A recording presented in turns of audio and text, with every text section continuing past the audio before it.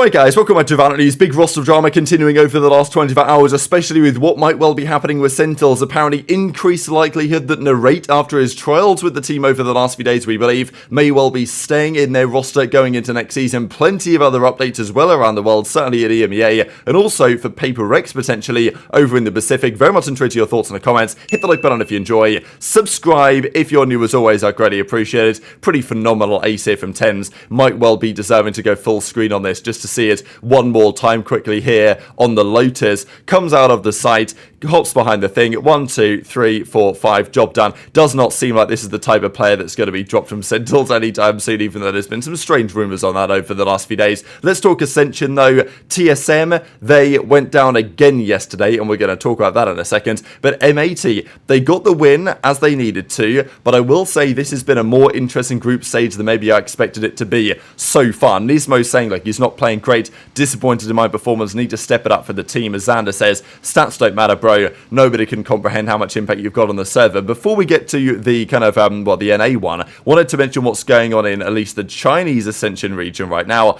And first thing I'd mention is, I don't really know why every region has seemingly a radically different format for how they determine what happens in this tournament. Because the playoffs for the regions are 4 teams down to just 1 in the finals. The group stages are however many teams are there down to just 4. But the way they go about this is radically different for like every single region.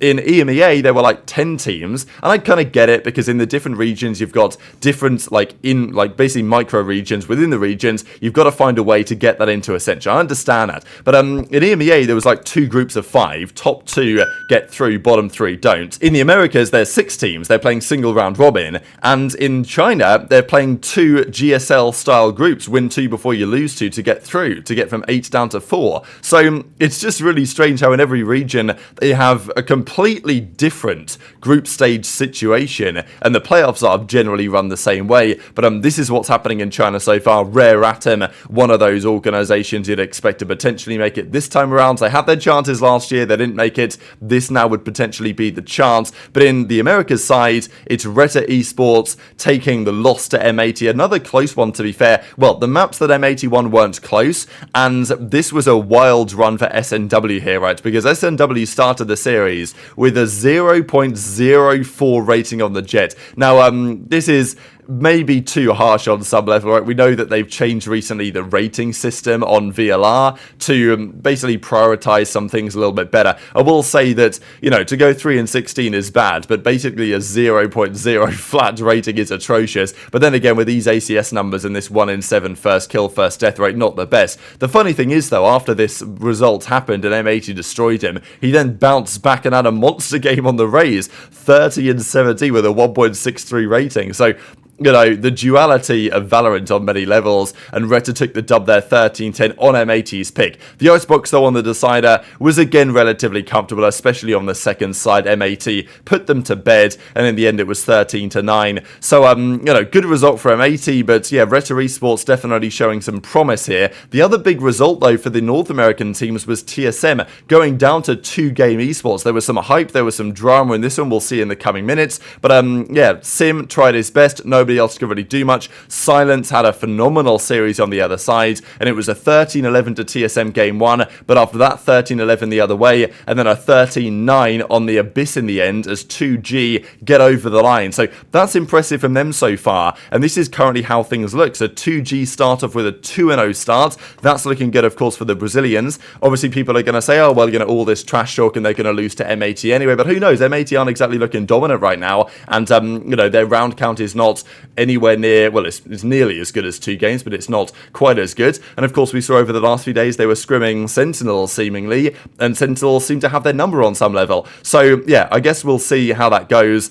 TSM, though, 1 and 2, so they need to start winning and winning fast if they want to ensure they get in the top 4 to qualify for the players. But as we've seen here, of course, radically different format to what's happening in the other regions, and one of TSM's games is against M80, so they really kind of need to win that, and if they don't, they play all nights, and if they win that, then they might end up 2 and 3, they might be okay, but they've certainly got to win one of their last 2 TSM if they want to make it through. Nets, though, was talking a bit of trash on Reta, saying, yeah, reading these kids like a book, but let's talk about the Americas on the actual VCT Tier 1 side, this was a remarkable story, and I don't know why this happens so often, but this, of course, is a picture of Leviathan, who did not get the result they wanted at Champions, but they did, of course, win the America's Cup earlier in the season. This is the America's Cup, and it's lost, or it's stuck in Argentinian customs, apparently. So for some reason, customs have held it. I don't know if they just want the trophy for some reason, and apparently they can't get it back as yet. So its exit does not seem easy. It's stuck in customs. Now they've sent it over to Lev. We'll see if they ever actually get this. But there have been rumours as to what Lev are going to do. Rumours that Aspas isn't happy with the situation over there, and apparently they're close to renewing, though, with 4 players of the VALORANT team.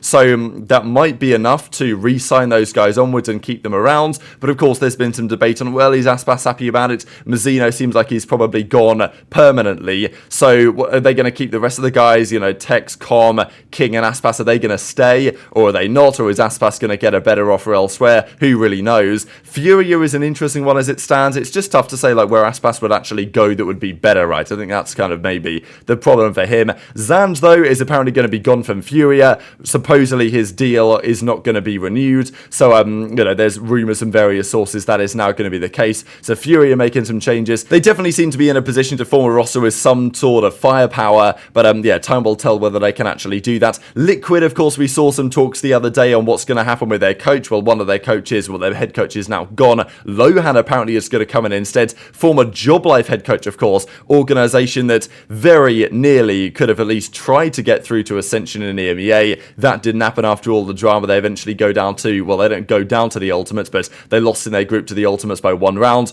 We talked about the drama over the other day, but it still seems like they might well be considered, and at least their head coach might well become the Team Liquid head coach for the upcoming season. Pretty exciting stuff. Speaking of head coaches or general managers, this is now true for Sean Gares. So, legendary player in his day, certainly coach in his day as well. Of course, he was on 100 Thieves, of course, for some time. He joined Shopify Rebellion as a content creator. He's now going to be the general manager for the TAC esports division of Shopify Rebellion. So we're talking CS, we're talking Valorant, and that's now his opportunity over there. So really excited to see where that goes. Sean's a top quality guy. He makes top quality decisions a lot of the time. So I think he's going to do a good job with these guys. We'll see how they get on this upcoming season. This, though, is the latest set of spreadsheets and rocket bullets. Now, look, you can debate the validity of this and all this type of stuff. But as I said the other day, because he got baited into a number of different things, I'm imagining that many of the things that are still on the sheet might have some higher chance of being valid than they might have been otherwise. Obviously, you're going to debate that, and I get it, but let's just see what he has to say, and then we can theorize whether they may be legit or maybe they're not. This is EMEA. Let's just mention this quickly, because we've seen Fnatic linked to Kajak. Apparently, Zeus is not going to be the case anymore, or maybe it never was. We obviously heard him get linked over there, but Kojo then denied it. He is linked, though, to various other teams. This was quite interesting from Carmine Corp that apparently Magnum is now less likely, Martin is more likely to stay, and they apparently have an NA import on the way. Now, this, to be fair, looks a little bit similar to when Rocket Bullets put Turkish players on his spreadsheet, and he was getting baited hard on that one. But still, after Carmine Corp's success with Narrate on their roster last year, they might well be considering another NA import. That would make a fair bit of sense, so keep that one in mind. Lohan, of course, linked to that Team Liquid team. Couple of players on Movistar KOI. Happy potentially linked to Na'Vi from a coaching POV, I suppose. That'd be interesting. A couple of small things on the Pacific side as well, just quickly to mention on Paper X, because it's not clear right now whether Paper X are going to stay the same or not. It is one of the big questions on that region, what exactly they're going to do, because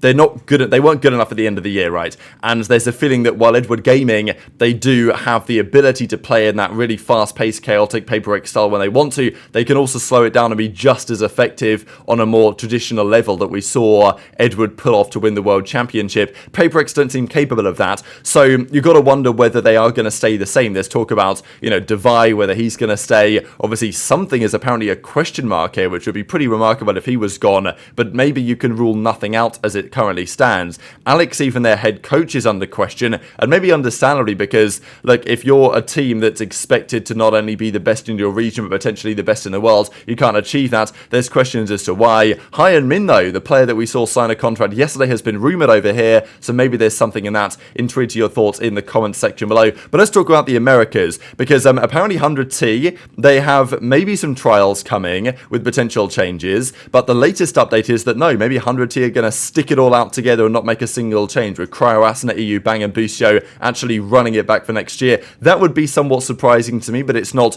completely out of the realms of possibility. I thought they might make 1 or 2 changes, doesn't seem like that's going to be happening though, and the other teams are pretty much as they were, with Salak even more so increased likelihood on crew, so that might well now be effectively a done deal that he's going to go over there. But the other big one really here was down for Sentinels, because we're pretty sure that Zelsis is going to stay. I mean, he's got confirmed Zelsis and John QT. Zekken and Tens remain likely, but I think realistically we can expect they're going to be not going anywhere. Sassy though is almost certainly gone according to most sources. So that's when Narrate comes in, and on a trial perspective, of course, he's been trialing with these guys, but now the likelihood is seemingly increasing of him going not just from necessarily a player that's trialing, but from a player that's looking very good in the trials, and therefore a player that they might want to keep around for next year. So that's interesting to keep an eye on, but very much interested to your thoughts on all of this stuff in the comment section below. Hit the like button if you enjoyed, subscribe if you're new, take care, and I'll see you next time. Vamos suspeitar, suspeita. Ah, olha. Ah, mano, que dash é esse, mano? Legal, legal.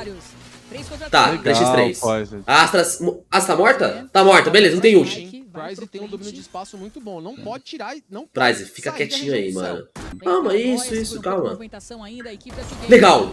Lindo, ele vai matar 2.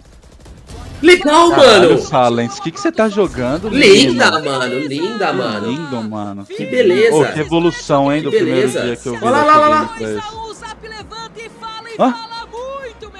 Caralho, ele foi lá. Mano. Caralho. Que isso? Você está muito